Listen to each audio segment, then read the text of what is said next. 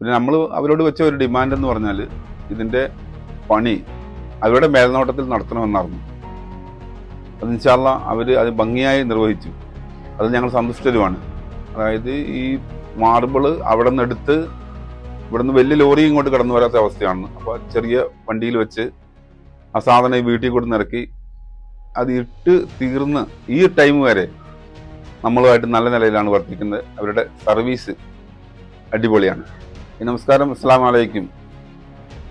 ഞാൻ വയനാട് ജില്ലയിൽ മക്യാടിനടുത്ത് 12 മൈൽ എന്ന സ്ഥലത്താണ് താമസിക്കുന്നത്. എൻ്റെ പേര് സുബൈർ.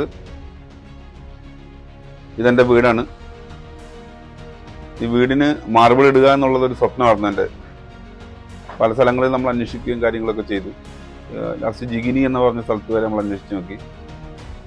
പക്ഷെ നമ്മുടെ സുഹൃത്തുക്കൾ നമ്മൾ പറഞ്ഞത് അനുസരിച്ച് ഞങ്ങൾ കാട്ടുമാടത്തിൽ പോവുകയും ഞാനും എൻ്റെ വൈഫും പോവുകയും അവിടെ നിന്ന് സാധനം സെലക്ട് ചെയ്യുകയും പിന്നെ നമ്മൾ അവരോട് വെച്ച ഒരു ഡിമാൻഡ് എന്ന് പറഞ്ഞാൽ ഇതിൻ്റെ പണി അവരുടെ മേൽനോട്ടത്തിൽ നടത്തണമെന്നായിരുന്നു. അത് ഇൻഷാ അല്ലാ അവർ അത് ഭംഗിയായി നിർവഹിച്ചു. അത് ഞങ്ങൾ സന്തുഷ്ടരുമാണ്. ഇതിൻ്റെ മാനേജ്മെൻ്റായിട്ടുള്ള ആളുകൾ തൻവീർ, അജു എന്ന് പറഞ്ഞ ആളുകളാണ്. അവരെയാണ് ഞാൻ ബന്ധപ്പെട്ടത്. അവർ നല്ല നിലയിലാണ് നമ്മളോട് പെരുമാറിയത്. അതായത് ഈ മാർബിള് അവിടെ നിന്ന് എടുത്ത് ഇവിടെ നിന്ന് വലിയ ലോറി ഇങ്ങോട്ട് കടന്നു വരാത്ത അവസ്ഥയാണ്. അപ്പോൾ ചെറിയ വണ്ടിയിൽ വെച്ച് ആ സാധനം വീട്ടിൽ കൊണ്ട് നിറക്കി അത് ഇട്ട് തീർന്ന് ഈ ടൈം വരെ നമ്മളുമായിട്ട് നല്ല നിലയിലാണ് വർത്തിക്കുന്നത്. അവരുടെ സർവീസ് അടിപൊളിയാണ്.